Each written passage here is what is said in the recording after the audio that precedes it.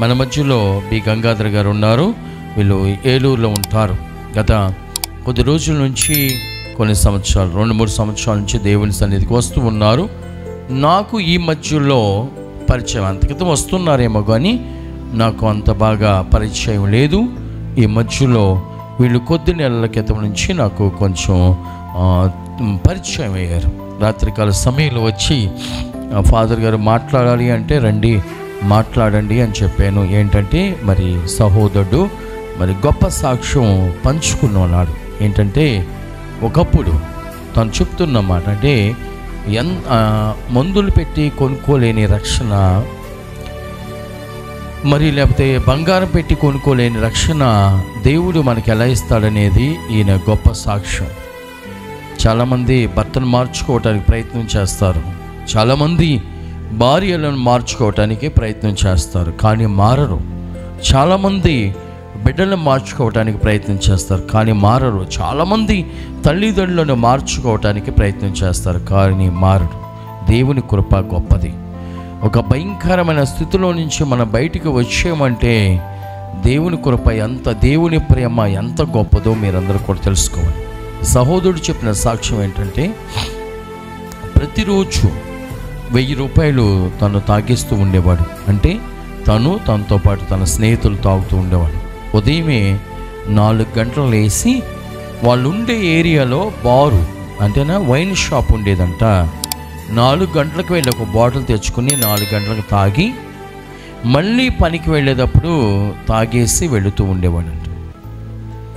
భయంకరమైన తాగు. అంటే రోజుకి 1000 రూపాయలు తాగుతున్నాను అంటే చూడండి, పొద్దున్న మధ్యాహ్నం సాయంత్రం, అంటే ఫుల్ ఎప్పుడు కూడా తాగుతూనే ఉండేవాడు, గ్యాప్ ఉండేది కాదు అని సహోదరుడు చెప్పాడు. మరి ఇంటి దగ్గర తాగొస్తే ఎప్పుడు కూడా గొడవయ్యి అన్నం వండుకుని అన్నం కూడా సరిగ్గా తినకుండా 2-3 రోజులు అలా వండిన అన్నం అట్లా పడేస్తూనే ఉండేవాళ్ళంట. వచ్చిన డబ్బు అంతా కూడా తాగుడికే కేటాయించేవాడు. అయితే మరి ఇక్కడికి వాళ్ళ భార్య, మరి కుటుంబ సభ్యులు, పిల్లల భార్య వస్తున్నప్పుడు తను అక్కడ వరకు వచ్చి గేట్ దగ్గర దింపేసేసి తను వెళ్ళిపోయేవాడు కానీ దేవుని మందిరానికి వచ్చేవాడు కాదు అంట. తర్వాత ఎప్పుడైనా మనం సాక్ష్యాలు చెప్తూ ఉంటారు కదా, దేవుడు నన్ను ముట్టాడు, క్యాన్సర్ నుంచి తప్పించాడు, లేకపోతే దేవుడు నన్ను తాకాడు, కిడ్నీ సమస్య నుంచి దేవుడు నన్ను తప్పించాడని మీలో చాలామంది సాక్ష్యాలు చెప్తూ ఉంటారు కదా. అప్పుడు తను అనుకునేవాడంట, ఫాదర్ గారు మరి వాళ్ళతో కావాలని చెప్పేస్తున్నారు, లేకపోతే కిడ్నీలు మంచిగా అయిపోవటం ఏంటి, లేకపోతే చచ్చిపోయేవాళ్ళు బతకటం ఏంటి, లేకపోతే తాగుడు మానేయటం ఏంటి, అబ్బో అసలు అవన్నీ ఏమి జరగవు, కావాలని ఫాదర్ గారు వాళ్ళతో కొంతమందిని ఏర్పాటు చేసుకుని వాళ్ళతో చెప్పిస్తున్నాడేమో అని అనుకునేవాడు. అంటే టోటల్గా తను ఏంటంటే ప్రభు సన్నిధి కానీ, దేవుని వాక్యం కానీ, ప్రార్థన కానీ లేకుండా మరి తాగుతూ తను జీవించేవాడు అన్నమాట. అలాంటి పరిస్థితుల్లో తన భార్య, గంగాధరుల భార్య బలవంతం చేసి దేవుని సన్నిధికి తీసుకుని వచ్చేది. వచ్చిన అలా కూర్చుని మరి తాగేసే వచ్చేవాడు, తాగేసి కూర్చునేవాడు. చాలాసార్లు అయితే లోనికి వచ్చేవాడు కాదు, బయటికే వెళ్ళిపోయాడు. అయితే ఒకరోజు నాకు కరోనా టైంలో నాకు ఫోన్ చేసి, మరి వీళ్ళెవరో నాకు తెలీదు, అప్పటికి నాకు వీళ్ళంత పరిచయం లేదు,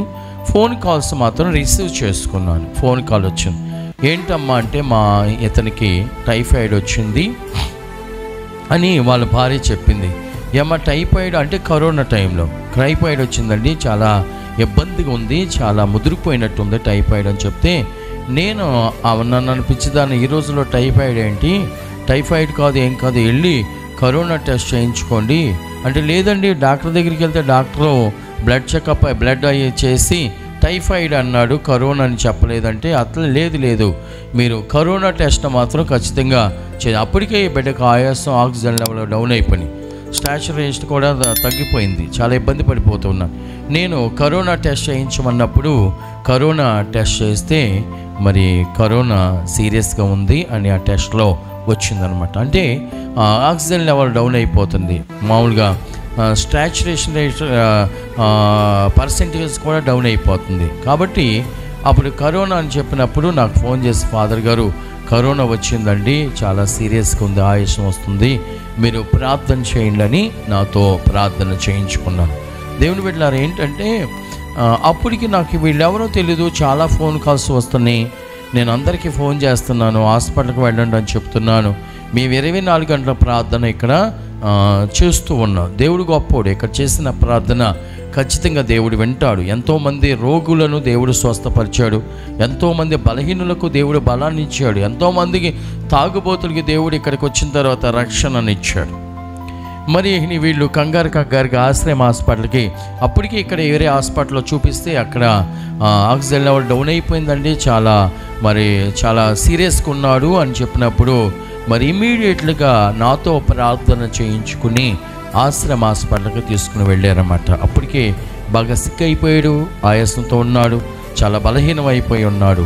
మరి నేను అప్పుడైతే కరోనా టైంలో చాలా మేమైతే భారం కలిగి ప్రార్థన చేస్తూ ఉన్నాం. ఎందుకంటే ఎంతోమంది చనిపోతున్నారని అందరూ వార్తల్లో వింటున్నాం. చాలా బాధాకరంగా ఉంది. అలాంటి సమయంలో నేను బలంగా ఈ బిడ్డ గురించి నేను ప్రార్థన చేశాను.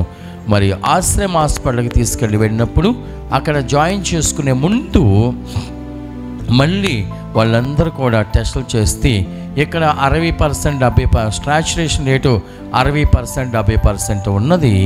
ప్రార్థన చేసిన తర్వాత ఆశ్రమ హాస్పిటల్కి వెళ్ళేసరికి అది ఆ ప్రార్థన ద్వారా ఏమైందంటే ఒక్కసారి ఆ స్టాచ్యురేషన్ లెవెల్ పెరిగిపోయింది. అంటే ఆక్సిజన్ మంచిగా ఉంది, అలాగే హార్ట్ బీట్ కూడా చక్కగా కొట్టుకుంటుందని చెప్పారు.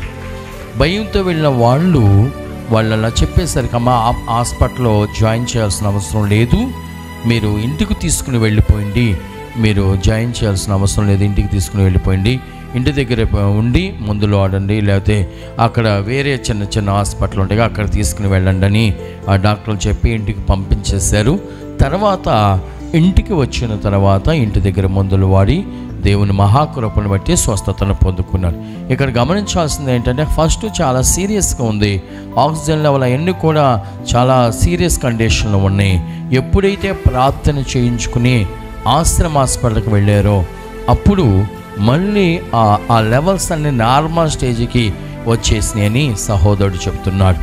రెండవది అలా అయిపోయిన తర్వాత ఇక్కడికి అంటే తాగుతాడు కదా బాగా, రోజుకి 1000 రూపాయలు, మళ్ళీ పొద్దున్నే 4 గంటలు వేసి తాగటం, మళ్ళీ సాయంత్రం తాగటం, ఎప్పుడు కూడా డ్రింకింగ్ చేస్తూనే ఉండేవాడు. మరి చాలా భయంకరమైన పరిస్థితి. అలాంటి టైంలో ఇక్కడికి వచ్చి ఒకరోజు కూర్చుని దేవుని వాక్యాన్ని వింటున్న సమయంలో దేవుడు ఈ సహోదరుడితో మాట్లాడాడు. దేవుడి వాక్యాన్ని వింటున్న సమయంలో దేవుడు ఇతను చేసిన పాపాన్ని యేసయ్య ఇతనికి గుర్తు చేశాడు. ఎప్పుడైతే ప్రభువు వాక్యం ద్వారా మరి గంగాధర్తో మాట్లాడాడో ఆ రోజున తను నిర్ణయించుకున్నాడు, నేను ఈ రోజు నుంచి తాగకూడదు అని. చూడండి, భయంకరమైన తాగుబోతులు సడన్గా మానేస్తారండి. మన దగ్గర ఒక సహోదరుడు ఉన్నాడు, అతను ఎన్నిసార్లు తీసుకెళ్ళి హాస్టల్లో జాయిన్ చేసినా మీ కాలు పట్టుకుంటా, నేను ఇక తాగను, నన్ను హాస్టల్ నుంచి తీసుకెళ్ళిపోయాను అంటే తాగుబోతులకు ఒక హాస్టల్ ఉంటుంది, మీ దండం పెడతాను, నేను ఇక తాగను, మీ మీద ఒకటి, అమ్మ నీ మీద ఒకటి, అందరి మీద ఒకటి, ఆఖరి నా మీద ఒకటి కూడా వేసాడు, ఏమో తెలియదు. మరి తీసుకురావటం, 10 రోజులు ఇంటికాడ పెడతాం, మళ్ళీ తాగటం సాధ్యం. అస్సలు కుర్రోని కొంతమందిని కాపలో కాసి చుట్టూరు బళ్ళాలతో బరుసులతో తుఫాకులతో వాళ్ళ చుట్టూరు కాపలో ఉండా వాడు తాగేస్తాడండి, తాగేస్తాడు. నాకు తెలుసు ఎంత కరెంటు చుట్టూరు కరెంటు తీగలు చుట్టేసి వాళ్ళని ఆ గ్రౌండ్లో పెట్టి, ఒరే మీరు తాగారా, ఈ కరెంట్ తీగలు పట్టుకున్నా చస్తారన్నా సరే దూకైనా జంప్ చేసి వెళ్ళిపోయి తాగేసే కుర్రోళ్ళు ఉండారండి, ఉండాలి. కొంతమంది సెల్ ఫోన్లో తాగుతూ ఎవరికో పెట్టాల్సిన ఫోటో నాకు పెట్టేశారు. ఆ బ్రాండ్ ఏంటో అదేంటో అవన్నీ చూసి గుండె పగిలిపోయింది. ఆ పరిస్థితిలో ఉన్న మూర్ఖులు కూడా ఉన్నారండి, ఉంటారు. అలాగే ఫస్ట్లో వాగ్దానం చేసి నేను తాగనని గుళ్ళో వాగ్దానం చేసి దేవుని సన్నిధిలో మాట ఇచ్చేసి మళ్ళీ వెళ్ళిపోయి తాగిన వాళ్ళు ఉండారండి, ఉండారు. మీరే చాలామంది, అరే నా మైండ్ సరిగ్గా లేదురా, ఒక హాఫో క్వార్టరో తీసుకురారా, నేను తాగాలరా, లేకపోతే నా బుర్ర పని చేయదురా అన్నప్పుడు ఒరే పిచ్చోడా నువ్వు తాగటం ఏంట్రా, మన జేవియర్ ఫాదర్ గారు ఉన్నారు, మీరు వెళ్ళి అక్కడ ప్రార్థన చేయించుకోరా లేకపోతే అక్కడ ఒక రోజు ఉండరా, లేకపోతే ఆయనతో ప్రార్థన చేసుకోరా అని చెప్పాల్సింది పోయి, నీ దగ్గర డబ్బులు లేకపోయినా ఫోన్ పోయి చేయించుకుని బాటిల్ తీసుకొచ్చి తాగబెట్టి ఆడు తాగి ఈడికి తాగించిన వాళ్ళు ఉండారండి, ఉండారు. ఎక్కడ ఉండారు? ఇక్కడే ఉండారు. వాళ్ళు చెప్పాల్సింది ఏంటి? ప్రార్థన. ఫాదర్ గారు అని చెప్పాల్సింది పోయి తాగుబోతులు చాలామంది ఉన్నారు. అలాగే ఎప్పుడైతే ఇతనితో దేవుడు మాట్లాడాడో ఆ రోజు నుంచి ఈ రోజు వరకు మళ్ళీ తాగుడు జోలికి వెళ్ళలేదండి. ప్రైజ్ ది లార్డ్, హల్లెలూయా. అంటే ఏంటి అసలు ఎంత గొప్ప కార్యం ఇది? ఒక వ్యక్తి అందుకని యేసు ప్రభు చెప్పాడు, ఏమని చెప్పాడు తెలుసా? 100 గొర్రెల్లో ఒక గొర్రె పోయిందనుకో, ఎత్తుక్కుంటూ వెళ్ళి అది దొరికిన వెంటనే దాన్ని ఎక్కడ వేసుకుంటాడు? దేవుడు ఎక్కడ పట్టుకుని వస్తాడో భుజాన వేసుకుని మోసుకుని, అంత సంతోషం, తప్పిపోయిన గొర్రె నాకు దొరికింది. అలాగే ఒకరు రక్షించబడితే యేసయ్య ఎంత ఆనందిస్తాడో, ఒకరు రక్షించబడితే సంఘం ఎంత ఆశీర్వదించబడుతుందో ఒక్కసారి మీరు గమనించండి. మరి గంగాధర జీవితంలో అంత గొప్ప సాక్ష్యం. ఉదయం లేచి 4 గంటలకే తాగేసి, మళ్ళీ నైట్ తాగేసి, మళ్ళీ మధ్యాహ్నం ఒక తాగుబోతాడు నాకు రోడ్డు అమ్మేసాడు. రోడ్డు చెప్పానా మీకు? డబ్బులు తీసుకుని ఇదే స్థలం, మంచి స్థలం, మంచి ఇల్లు పడద్దు అన్నాడు. నేను డబ్బులు ఇచ్చి కొన్నా. తర్వాత ఇల్లు కట్టుకుంటాకి వెళ్తే, అండ్ ఫాదర్ గారు రోడ్డు మీద ఇల్లు కడతారా? అది రోడ్డు అన్నారు. అంతే. యారా అంటే, ఏముంది మరి నాకేం తెలుసు, నువ్వు కావాలన్నావు నీకు ఇచ్చేసాను అన్నాడు. అది పరిస్థితి అన్నమాట. ఆ డబ్బుల కోసం, డబ్బులు లేక ఆ టైంలో ఈ పిల్లలకి ఎవరికొకరికి ఉపయోగపడుతుంది కదా, స్థలం కొంటే మన దగ్గర ఉండే వాళ్ళు పిల్లలు ఉన్నారు కదా, వాళ్ళకి ఎవరికొకరికి కొంతకాలం నాతో సేవ చేస్తే వాళ్ళకి ఏదో ఒకటి ఇవ్వచ్చు అనుకుని నేను రోడ్డు కొన్నానండి. రోడ్డు ఆడ అమ్మటం, నేను కొనటం జరిగిపోయింది. కొంత డబ్బు ఇచ్చి ఇంకా పూర్తిగా ఇవ్వలే. చివరికి ఇల్లు ఆదామని వెళ్ళి కొలతలు కోయిస్తాండి. కొలతలు కోసి ఆయన అన్నాడు, భలే వాళ్ళు అండి, రోడ్డు మీద ఇల్లు కడతారా మీరండి? అది రోడ్డు అండి, మరి రోడ్డు కాక ఏమనుకున్నారు మీరు అన్నాడు. అప్పుడు ఆడికి ఫోన్ చేశాను, ఆయన తెలుసు ఎవరు ఇల్లు అనుకున్నాను నేను, అందుకని నమ్మేశాను. అట్లా ఉంటారు తాగుబోతులు. పరిస్థితి అలా ఉంటుంది అన్నమాట. కానీ దేవుడు ఒక వ్యక్తిని రక్షించుకున్నాడంటే ఎంత గొప్ప విషయం మీరు ఆలోచించు. అంతేకాకుండా మనం ఒకసారి భయంకరమైన ప్రమాదం, ఈయన టాపీ పని చేస్తూ ఉంటాడు. అవి కట్టి ఏమంటారమ్మా, కడతారు కదా, ఏమంటారు, పరందాలా? పరందాలు కట్టి ఇల్లు కడుతున్నారు వీళ్ళు. ఇతనితో పాటు ఒక పక్క ఆయన ఉన్నాడు, పక్కన ఇంక ఆయన ఉన్నాడు. ఆయనది ప్రభుని నమ్ముకోలేదు. ఈయన అప్పటికి దేవుని నమ్ముకుని ప్రార్థనకు వస్తూ ఉన్నారు చక్కగా. వీళ్ళిద్దరు కడుతూ ఉన్నారు. వీరి మీద పెద్ద గోడ పడిపోయింది. పరంజా మీద ఉన్నారు. ఇట్లా కట్టి అంటే ఇక పరంజా కడతారు కదా, వాసాలు కట్టేసి వాటి మీద కూర్చుని ఇల్లు కడతారు కదమ్మా. అలా పరంజా కడితే కడుతున్న గోడ 3 వరుసలో చేతను మీద పడిపోయింది. కానీ దేవుని మహాకృపను బట్టి గోడ పడిపోయినా ఇతను పడిపోలే. గోడ పడిపోయినా ఇతను పడిపోలేదు. చూడండి దేవుడు ఎంత తన హస్తాన్ని ఎంత అడ్డుగా ఉంచాడు. కానీ ఈయన పక్కన ఆయన ఏమీ లేకపోయినా ఆయన పడిపోయి పాపం పడిపోయాడు. అతను పక్కన ఆయన పడిపోయాడు. అంటే దేవుడు నన్ను కాపాడాడు అని ఆయన పడిపోయాడు. చనిపోవటం కూడా జరిగిపోయింది.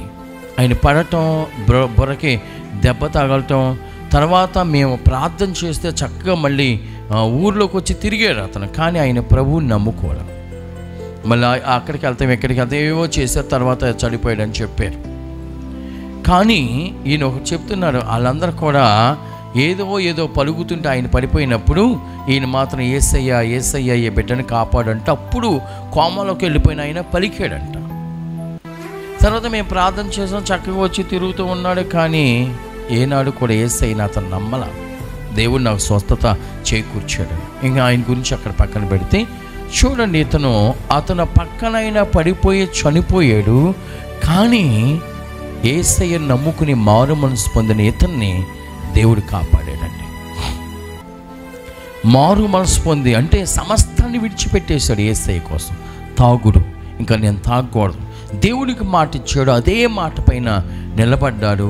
అలాంటి సమయంలో మరణకరమైన సంఘటన సంభవించినప్పుడు అందరు పక్కనున్న వాళ్ళకి ప్రమాదం జరిగిన ఇతను మాత్రం అంత 3 వరుసల గోడ పడిపోయినా ఆ పరంజ మీద అలా ఉండాడు. కానీ ఎంత గీత కానీ ఎంత ఎంత దెబ్బ కూడా అతనికి తగలకుండా దేవుని హస్తం అతనికి తోడుగా వచ్చింది. కాబట్టి ఇతని జీవితంలో ఒకసారి కరోనా నుంచి దేవుడు బ్రతికించాడు, ఒకసారి యాక్సిడెంట్ నుంచి దేవుడు బ్రతికించాడు, తర్వాత మరి తాగు నుంచి, అది మెయిన్ అనమాట, భయంకరమైన. అలా ఒక బండి కొనుక్కుని, కొత్త బండి కొనుక్కుని, ఇది కూడా చెప్తున్నా, కొత్త బండి కొనుక్కుని రోజు మరి వైన్ షాప్కి వెళ్ళిపోయేవాడిగా. అక్కడ కొత్త బండి వైన్ షాప్ ముందు పెట్టేసి బాటిల్ తెచ్చుకుంటాకి వెళ్ళాడు గంగాధర్. వచ్చేసరికి బండి తీసుకెళ్ళిపోయాడు. బండి తీసుకుని వెళ్ళిపోయాడు. 2 సంవత్సరాలు ఏం దొరకల. మళ్ళీ ఇక్కడ గుడికి వచ్చిన తర్వాత నాతో చెప్పాడు, అయ్యా గత కొద్ది సంవత్సరాల క్రితం నేను బండి పోగొట్టుకున్నానని ప్రార్థన చేయమని అడిగితే మేము ప్రార్థన చేస్తాం. ప్రార్థన చేసిన వారానికో 2 వారాలకో పాలకోళ్ళ నుంచి ఫోన్ వచ్చింది, అయ్యా నీ బండి దొరికిందని. ఆ కొత్త బండి తెచ్చుకుని ఇప్పుడు ఆ బండి తోలుకుంటున్నాం. చూడండి దేవుడు ఎంతగా ఈ బిడ్డని కాపాడాడు, ఎంతగా దేవుడు ఈ బిడ్డని ప్రేమించాడో. దేవుని నమ్ముకుని, అంటే నమ్ముట నీ వలనైతే నమ్మువానికి సమస్తము సాధ్యం. ఒకటి, కరోనా నుంచి, యాక్సిడెంట్ నుంచి దేవుడు తప్పించాడు.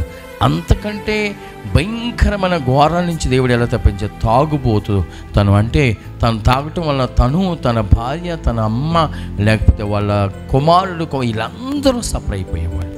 అలాంటి భయంకరమైన తాగుబోతు నుంచి దేవుడు విడిపించాడు. అలాగే తను ఒక నిర్ణయం తీసుకున్నాడు. యేసయ్య వాక్యం ద్వారా ఈరోజు నాతో మాట్లాడాడు, మళ్ళీ నేను తాగు జోలికి వెళ్ళను అని ఒక గొప్ప నిర్ణయం తీసుకున్నాడు. ఆ రోజు నుంచి తను హృదయ పరివర్తన చెంది రక్షణ పొంది దేవుని సన్నిధికి వస్తున్నాడు. కాబట్టి గంగాధర్ జీవితంలో, తన కుటుంబంలో చేసిన దేవుడు అద్భుతాన్ని బట్టి దేవునికి వందనాలు తెలియపరుస్తూ ఈ చిన్న సాక్ష్యం దేవుడు దీవించునుగాక. ఆమేన్.